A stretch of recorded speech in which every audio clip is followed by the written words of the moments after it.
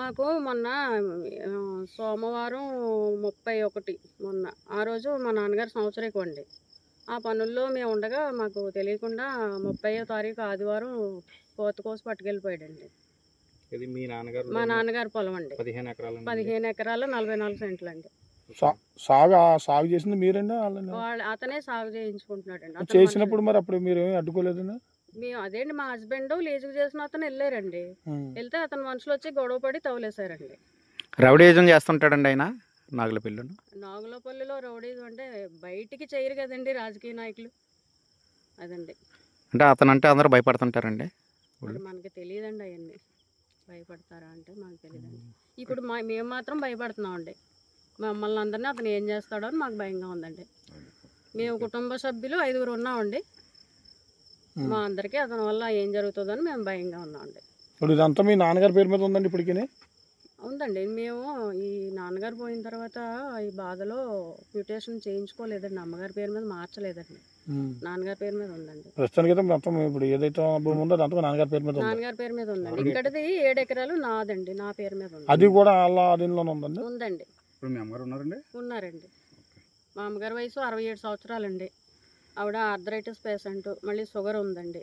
ఆవిడకి మందుల ఖర్చులు అవి బ్రతకడానికి చాలా ఇబ్బంది అయిపోతుందండి. ఆస్తులుండి ఎవరి దగ్గర చేతులు చాపాలండి? మేము ఆస్తులు ఉన్నా కూడా చేతులు చాపాల్సి వస్తుందండి. మొదటి పంట లీజుకి ఇచ్చామండి. ఎవరికండి? చింతపల్లి బుచ్చిరెడ్డి, చింతపల్లి సూర్యనారాయణ రెడ్డి అని ఇద్దరికి 2 పొలాలు లీజుకి ఇచ్చామండి. మీరే ఇచ్చారా? అవునండి, నేనే ఇచ్చానండి. అయితే మొదటి పంట అయిపోయాక నవంబర్లో వాళ్ళిద్దరికి సత్యానందరెడ్డి ఫోన్ చేసి లీజు వాళ్ళకి ఇవ్వద్దు, మీరు ఖాళీ చేసేయండి, పొలం మేము హ్యాండ్ ఓవర్ చేసుకుంటున్నామని చెప్పాడండి. చెప్తే వాళ్ళు నాకు చెప్పారండి. చెప్తే మీరు లీజ్ అది వాళ్ళకి ఇవ్వద్దు, మీరు కూడా పండించడం మానేయండి అని చెప్పానండి. అంటే లీజు అతనికి ఇచ్చేలా ఉంటే వీళ్ళని ఇద్దరిని చేసుకోమన్నాడు. అయితే నేను వద్దని చెప్పానండి. వీళ్ళిద్దరిని తప్పుకోమన్నానండి పక్కకి. లీజు వాళ్ళకి అతనికి ఇచ్చేలా ఉంటే మీరు పొలం చెయ్యొద్దు అని చెప్పానండి. వాళ్ళిద్దరూ తప్పుకున్నారండి. తప్పుకుంటే మర్నాడు మా హస్బెండ్ని పంపించానండి పొలంలోకి. మా హస్బెండ్ ఆ లీజు చేసి అతను కూడా వెళ్ళారండి. ఇద్దరు వెళ్తే అతను మనుషులు వచ్చి దౌర్జన్యంగా గొడవ పెట్టి తవ్వులేసారండి. ఎప్పుడు జరిగిందండి అది నవంబరు 1st వీక్లో జరిగిందండి. గత సంవత్సరం అండి? అవునండి, 2024 నవంబరు 1st వీక్లోనండి. అయితే నేను అప్పటి నుంచి ఒక 1 మంత్ ఆగానండి. వదిలేస్తారేమో భూమి అని చెప్పి 1 మంత్ ఆగి ఇంకా వాళ్ళు పొలం పనులు స్టార్ట్ చేసేసారండి.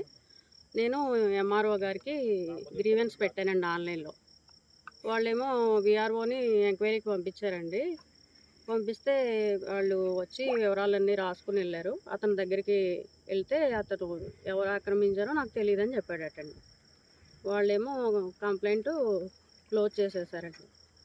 తర్వాత నేను అదే రోజు డిసెంబరు 13 అండి సీఎం గారికి, డిప్యూటీ సీఎం గారికి, లోకేష్ గారికి, సిఎస్ గారికి కంప్లైంట్ పోస్ట్లో పంపించానండి. మాకు తర్వాత ఎవరో ఏం చేయలేదండి. తర్వాత డిసెంబరు ఎండింగ్లో కలెక్టర్ ఆఫీస్కి వెళ్ళి అక్కడ గ్రీవెన్స్ ఇచ్చానండి. డైరెక్ట్గా నేను వెళ్ళి ఇచ్చానండి. వాళ్ళేమో కొత్తపల్లి పోలీస్ స్టేషన్కి, గొల్లప్రోలు మండలం పోలీస్ స్టేషన్కి కంప్లైంట్ పంపించారండి. అయితే వాళ్ళు కూడా వచ్చారండి. వాళ్ళు వీళ్ళు ఎంక్వైరీకి వచ్చారు. మా దగ్గర ఆధారాలు అవి తీసుకుని వెళ్ళారు.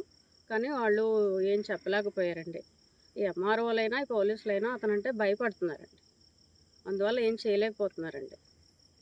సత్యానందరెడ్డి గారు మీకు ఏమవుతారండి? అతను మా బియ్యంకడండి. వాళ్ళ అమ్మాయిని మా అబ్బాయికి చేసుకున్నామండి, మా రెండో అబ్బాయికి. అతని రెండో అమ్మాయిని మా రెండో అబ్బాయికి చేసుకున్నామండి.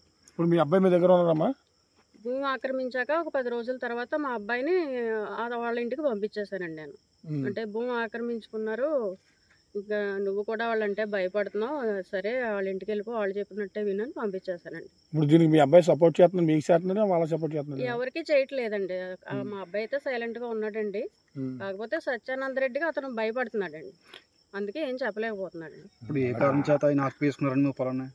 వాళ్ళు ఏంటంటే పర్సనల్ విషయాలు, చిన్న చిన్న పర్సనల్ విషయాలు భూతద్దంలో పెట్టి పెద్ద విషయాలుగా చూపించి మా భూమి ఆక్రమించాడండి. అంటే మాకు తెలిసిన వచ్చి మాకు కొన్ని బయట సమాచారం ఏంటంటే అల్లుడికి సంబంధించిన భూమి కదా నా అల్లుడి ద్వారానే స్వాధీనం ఆక్రమించుకున్నాడు అని చెప్పేసి సమాచారం. అల్లుడు సంబంధించిన భూమి అంటే మేము రాసి ఇచ్చిన తర్వాత వెళ్తుందండి అల్లుడికి. అది మా నాన్నగారు భూమి అండి. మా నాన్నగారు 23లో క్యాన్సర్తో సఫర్ అయ్యి చనిపోయారండి.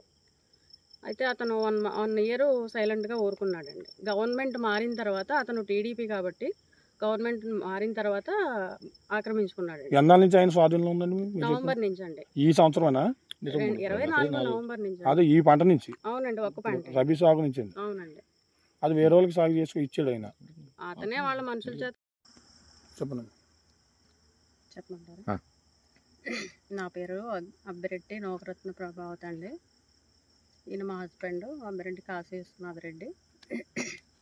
ఇవ్వండి ఆ పక్క భూమి అంతా 7 ఎకరాల 8 సెంట్లు అండి నా పేరు మీద ఉంది.